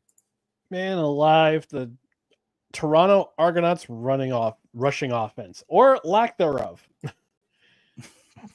13 carries, 31 yards, 29 net yards of rushing offense. Again, tell me, why did you release Kadeem Carey at the beginning of the season? The Toronto Argonauts, as I mentioned during our first segment, for rushing yards, they don't even have 500 rushing yards this year. The next team in front of them, the Hamilton Tiger Cats, have more than 300 yards more than the Toronto Argonauts have team rushing this season. What happened to the bread and butter of the Argonauts offense, which was the running game with Kadeem Carey? It's not the same team. This is why they're currently 2-8 going into week 11. It's that right there. It's terrible in the eyes of this man right here. That's terrible. Really is. So bad. 29 yards. I don't blame you for picking them as your selection for Snowflake of the Week. I am not this at that. Surprise, motherfucker. I was not surprised whatsoever. But one pick that I have here may actually be a surprise to you there, Mr. McCarthy. And that is my selection for this week's pick of the Snowflake of the Week. Bo Levi Mitchell is my selection for this week. And that's because of what you had engineered up until this point in the year with 300 total points through this game. But, you're still the top offense of the CFL. And you go against the Saskatchewan Roughriders, who you knew were going to be a tough matchup on defense. And the biggest thing that I'm concerned about right here is the 2 sets of turnovers on downs. You only had 6.5 yards per pass, but you've been averaging double digits per pass completion each game so far throughout this season. 16 of 31, 201 passing yards, and an interception. No touchdowns. None whatsoever. Running for your life right here. You had 4 carries in this game. Yes, the offensive line couldn't really sustain what the defense was throwing at you for the Roughriders coming at your face, but I can't excuse that completely with the 2 interceptions. Yes, they were hauled in by two absolute studs on this team, and that's Devon Campbell and Roland Milligan, who are great on defense, like you had said. But overall, I got to put it on Bo Levi Mitchell because even though you lost and you converted a turnover with 3 total turnovers with the turnover on downs, throwing right here and taking in what you did. I'm just saying, you should have done better in this game. You're Bo Levi Mitchell. You're a Grey Cup champion. And the Tiger Cats and the number 1 offense of the season so far, I expect more out of you. Bo Levi Mitchell, that's why he's my selection. So yeah, it's too bad, but hey, Saskatchewan Roughriders had a great game plan for him, and that's why he had those stats that they had. So for that, I will do this. Acknowledge me. I acknowledge you. You're acknowledged. So, with that being said, let's go ahead and take it on into the 2-minute drill and see what's coming up for this week's Week 12 action beyond last night's game.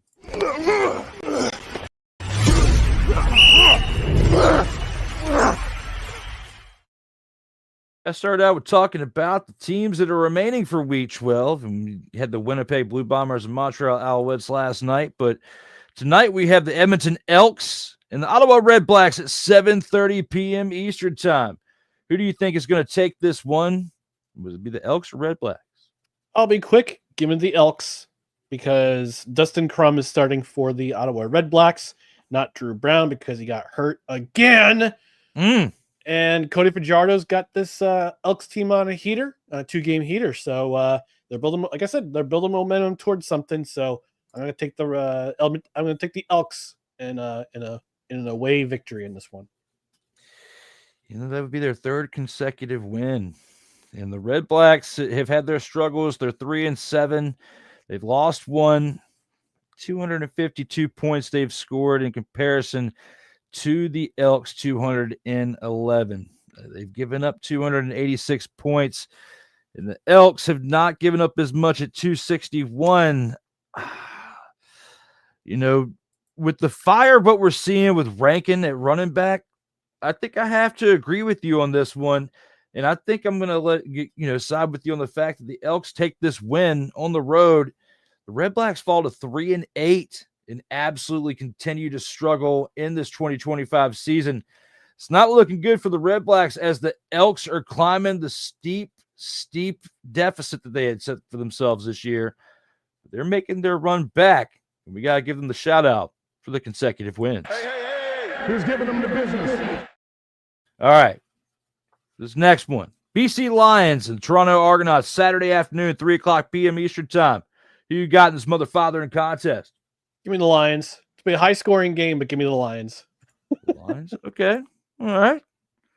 Well, I don't know.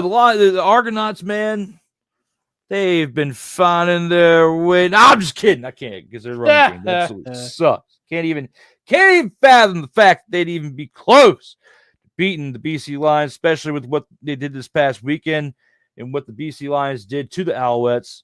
I'm going with siding with you on this one. The Argos win this game at home, 3:00 mother-father in Eastern Time. Next one. Hey. Who's giving them the business? For the final game of the weekend, Saturday, 7:00 p.m. Eastern Time, the Saskatchewan Roughriders on the road against Calgary Stampeders. 7:00 p.m. Eastern Time this Saturday. Who are you mother-fathering picking in this contest? It's the Christmas game. Christmas game. Yeah, because the Stampeders wear red. Roughriders. Oh yeah. Or Come on, man. I was thinking the stoplight game because it's green and red. You got to stop and go. Anyway, Calgary's coming off a bye week. They're fully healthy. Their offense is fully healthy. This is going to be a really low-scoring game. I think it's going to be coming down to who wins in the trenches. But given the fact that Calgary's fully rested, give it the Stampeders. Okay. I disagree. I think the Calgary Stampeders are going to get served that big old fat old steak.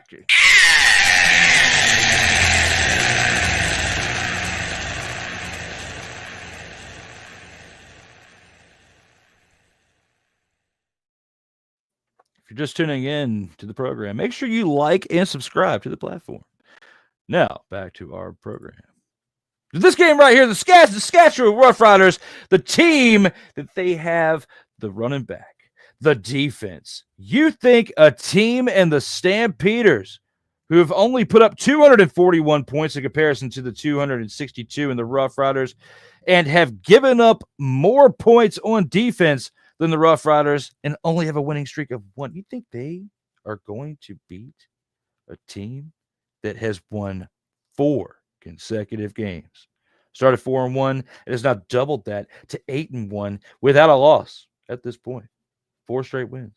You think the Stampeders are going to win this one at home? I know Vernon Adams Jr. is something special to watch for quite some time, but I don't think they can go up against this defense for some reason, even though they're only a 10-point differential in points given up.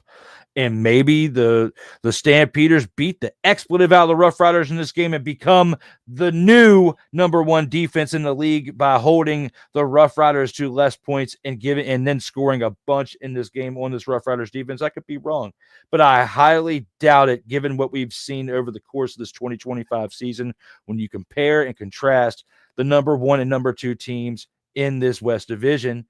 The Roughriders have 2 more wins and 2 less losses than this team in the Stampeders. They're absolutely crushing it out here, and I'm a homer with my discussion with this. I know it, but I disagree with you. We finally disagree on a game, and you came in here guns blazing for the Stampeders, and I'm disagreeing. I'm going with my homer team in the Roughriders. Pew, pew, pew. So don't throw a flag on NFL referees. Hey. Who's giving them the business? Yeah. And finally, on the Week 12 bye, we have the Hamilton Mother, Father, and Tiger Cats. They needed to. They really did, especially after what happened this past week. Hey. Who's giving them the business? And now it's time for the post game. As long as it's one. Here in the post game, we give our final thoughts and what our vision is for this past week in professional football and what we have coming up here pretty soon for the NFL. And whatever else on your mind with professional football. Ryan, floor is yours. Take it here for the post game. All right, as opposed to a couple weeks ago when I kind of rambled on about the Jets, I'll keep it very brief. But I'm going to flip the script a little bit and talk about arena football this week because yesterday marked 26 years since the OG Albany Firebirds captured their first and only Arena Bowl championship in the OG Arena Football League. I remember it because I was there. It was the day after my birthday. 6 years later, on August 11th, 2019, the Albany Empire won their first and only Arena Bowl championship in Arena Football 2.0. I remember it because I was there. I have seen an arena or indoor football team participate in Albany in every championship, regardless of the league where they've been a participant. The OG Arena Football League, Arena Football 2.0, the National Arena League, Arena League 3.0, and finally, this past year in Arena Football 1. By the way, perfect record, 12-0, undefeated, undisputed, undeniable. Albany Firebirds. This week, another professional team in the Capital Region, the Albany Fire Wolves of the National Lacrosse League, announced that they were relocating to Oshawa, Ontario, a suburb of Toronto, for the 2025-26 season. And yet another professional team is joining the ever-growing graveyard of professional teams that come and go through the Capital Region of New York. But the Firebirds took to social media yesterday, letting fans know that they were committed. Actually, it was today. They were letting fans know that they were committed to staying in the area and they would be here for the long haul. Was that announcement necessary? Not really, but I think it was helpful to let the Capital Region know that they're not going anywhere. And it also felt like it was an invitation for the small but devoted Firewolves fan base that lost their team to become a part of the Firebirds' nest. No pun intended. Arena football is in Albany's blood. Ever since the first iteration of the team in 1990. We've seen different teams in different leagues come and go, but this ownership group of Mike Corda, Richie Sesnat, and Andy Gelcher are committed to building community involvement and a new generation of fans to be part of Albany arena football history. With the announcement of AF1 expansion into the Cincinnati, Northern Kentucky area, and the Beaumont Renegades jumping ship from the National Arena League to AF1, does it seem like the Firebirds are going to go anywhere anytime soon, which should alleviate Capital Region sports fan concerns. Here's to hoping the Firebirds continue their commitment to the Albany area for years to come. And if I win Powerball tomorrow night, don't be surprised if I jump on the season ticket or even the ownership train. That was well said there, my man. Looking back at arena football, it definitely is entertaining to watch. It's a small field, but it's a lot of scoring that happens in arena football action. It is so fast paced. Hey, it's pretty much the birthplace for Kurt Warner. We wouldn't have gotten what he got out of him in the NFL had it not been for his reps that he got in the Arena Football League. So that's true. Shout out to them and the former Richmond Speed, which was my local team growing up, of a team that I could go watch, but I haven't been exposed to arena football except for what I've seen on TV since the early 2000s, because we haven't really had a team in this area since. But with that being said, those great thoughts there for the post game from Brian. I'm going to kind of take mine a different direction. It's been tough with the Washington Commanders this offseason in comparison to last year. There's a lot of excitement because of the new drafted quarterback in Jaden Daniels and how he would fit with the offense. Well, he fit really well, and to the point to where the team made it all the way to the NFC Championship. And this season, there's a lot of questions because your number one option, Terry McLaurin, is not on the field with you. He's in the building to an extent, but he keeps walking out, because they don't have a deal in place for his extension that he has been fighting for this offseason. He definitely deserves the extension. He deserves to get paid. But I feel like this team, they've messed it up on both sides because they've let it draw out this far to where you're now at a point to where you're 2 weeks away from the start of the season, and it's a mess because you haven't gotten any reps and gotten any time on the field with your team.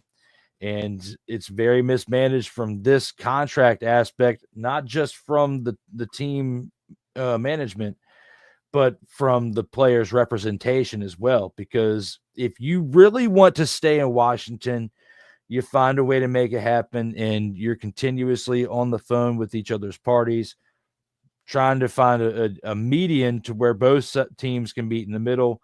The fact that it's August 22nd, Terry hasn't spent a full practice on the field with the team, actually participating, or spent a full day of business hours within the franchise.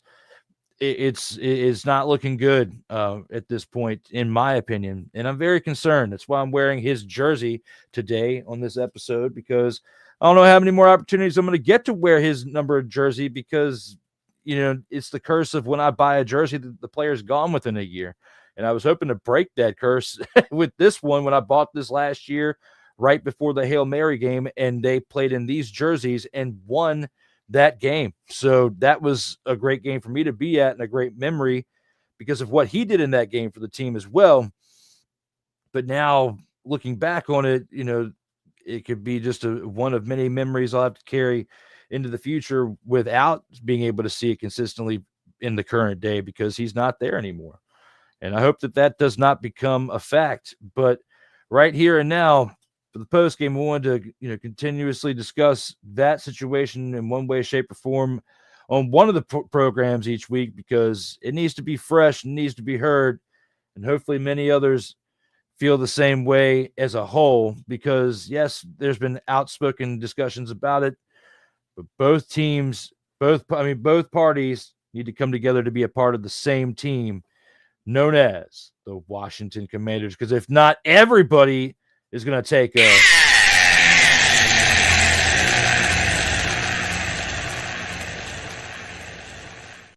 and by everybody, I mean Terry, with wherever he gets shipped off to, and the team, because they should have been able to make it work with a rookie coming into his second season now, who's not a rookie anymore. And what he did as a rookie, I mean, now into his second year on a rookie contract with 2 more years of this deal still remaining after this year. You have a window to get yourself into championship contention.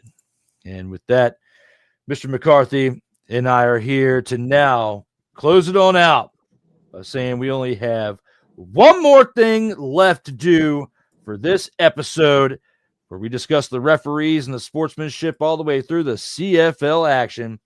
To close out episode 98, we got to remind you that for next week, we will be on a special day and time, Saturday, August 30th, but at the same time frame at 5:05 p.m. Eastern time for episode 99, the last episode in double digits before making it to triple digits.